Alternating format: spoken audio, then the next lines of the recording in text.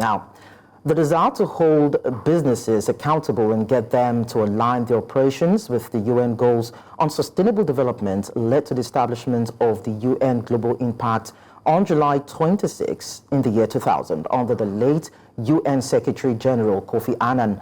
It is an initiative that currently has the buy-in of thousands of companies in over 150 countries around the globe, committing to the principles of human rights, anti-corruption, and environmental sustainability, among others.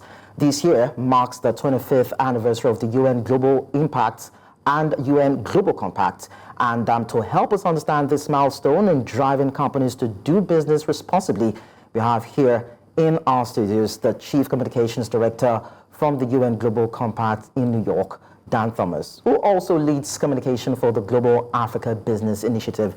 Thank you so much, Mr. Thomas, for coming to our studios. Thank you for having me.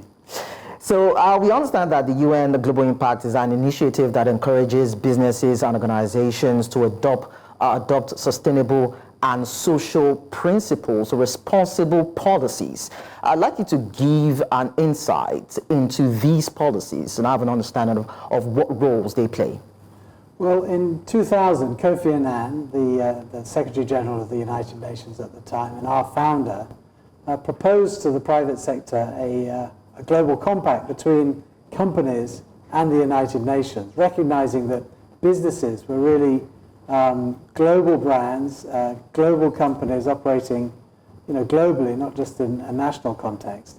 And he wanted to instill in these companies the idea of responsible business and principled business. So he proposed this global compact, and immediately 44 major companies, including Shell, came to him and said, we want to join this initiative and work with the United Nations on responsible business. And out of that conversation, 10 principles were proposed, as you've said, principles to do with business and human rights, protecting the rights of labor and workers, paying a living wage, for example, protecting the environment and fighting corruption. And companies sign up, CEOs sign up to these 10 principles, and then we work with them on their journey to become more sustainable and principled businesses. So how important are these principles to the promotion of sustainable development goals? Well, the Sustainable Development Goals, the SDGs, they came along in 2015, and the deadline is 2030, so just 5 years' time to achieve those goals. And they've played very much into the strengths of these 10 principles. So we've already been working with companies. We had about 10,000 companies working under our Global Compact. Since then, we've actually expanded to 25,000 companies, all of whom are working with us to try and achieve the Sustainable Development Goals. As you know, the world has been a difficult place recently. Conflict, the climate crisis, the COVID pandemic, all of which have served to kind of push back a lot of the progress that was already made. So we're not on track to achieve the Sustainable Development Goals, but we're still moving in that direction. There's 5 years to go, and we are mobilizing the world's leading businesses and most principled business leaders to be part of that global solution. Now, I understand that in 2020, the UN Global Compact commemorated its 20th anniversary, and now you've mentioned that the pandemic was more like a drawback on its plans to achieve more. I'd like to find out, aside that, were there other challenges? What is the adoption rates? How have you been able to scale the hurdles? Well, actually, in the last 5 years, we've seen a major increase in companies wishing to join the UN Global Compact, partly because there's been such a push for companies and business leaders to lead the change on fighting climate change, to putting in place climate action so that their companies aren't making the problem worse, they're actually solving the problem by using things like renewable energy. And also a huge interest around social goals as well. Goals to do with fighting gender equality, making sure that women are equally represented in business, on boards, in management teams, and in the workforce. And things like paying a living wage, not just the minimum wage, but actually paying workers a living wage so that they're able to lead a decent life, they're able to feed and send their children to school, and that they're working in safe working conditions as well. So we've actually seen an upward trend in the last year. We've now expanded to 25,000 companies in our 25th anniversary year.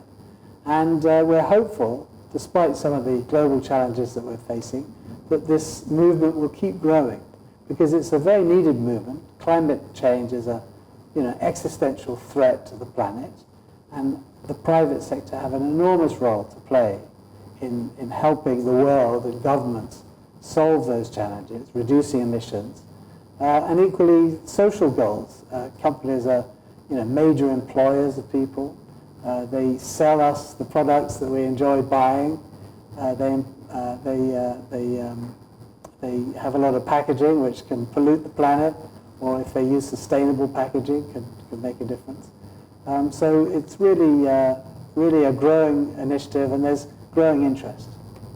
So looking ahead, Mr. Thomas, we know that 2030 is a critical milestone when it comes to climate change issues and achieving the SDG goals. What are the things or the critical steps companies must take if you're hoping to accelerate the process and, of course, the end game?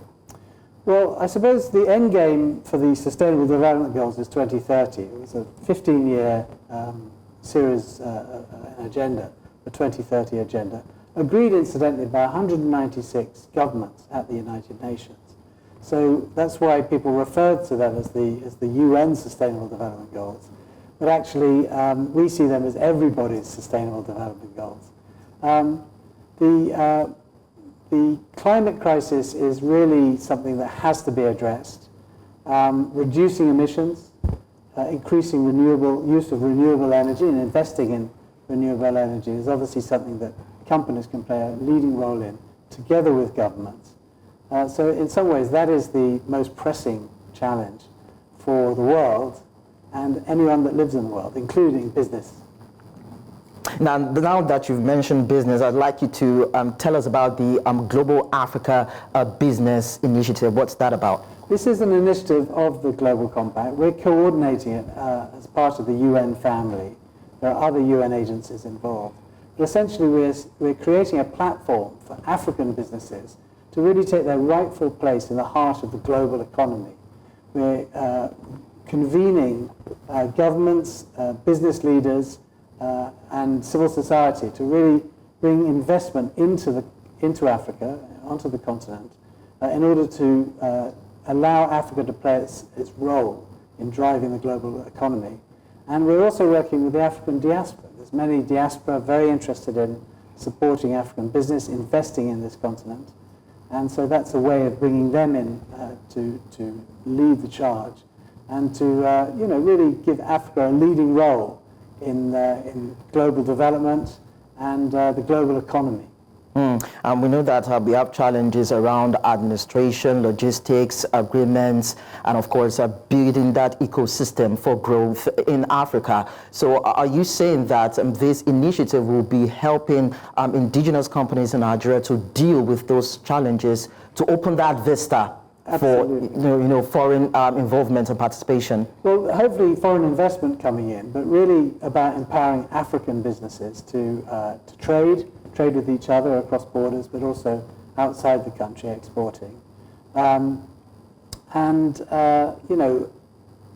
give them a visibility on a global level, so that their brands, the work that they're doing, can really shine at a global level, and give it that global recognition that is often lacking. A lot of the big brands of the world seem to be in other places, but we recognize that with this youthful population on the continent, especially in Nigeria, there's enormous potential on this continent. And if only the investment was made, entrepreneurs were given the chance and the funding to get them off the ground and started in the same way as they are in other places, Africa can really drive the future of the global economy.